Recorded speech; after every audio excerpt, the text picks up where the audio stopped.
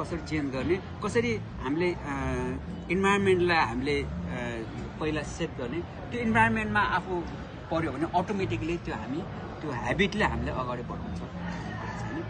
यसले के भन्छ भन्दाखेरि हामी सिस्टम भन्छौँ नि हैन, मलाई सिस्टमले बनायो भन्छौँ हैन, म पनि सिस्टमले बनेको हो, सबै सिस्टमले बनेको हो।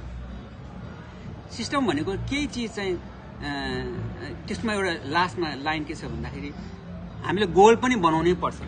डेफिनेटली गोल भएन भने तपाईँ कहाँ पुग्ने, यु रिच अराइभ नोवेयर, कहीँ पनि पुगिँदैन। गोल चाहिँ बनाउने, तर you never rise to the goal, कि त्यो गोलमा कहिल्यै पुग्ने होइन अरे।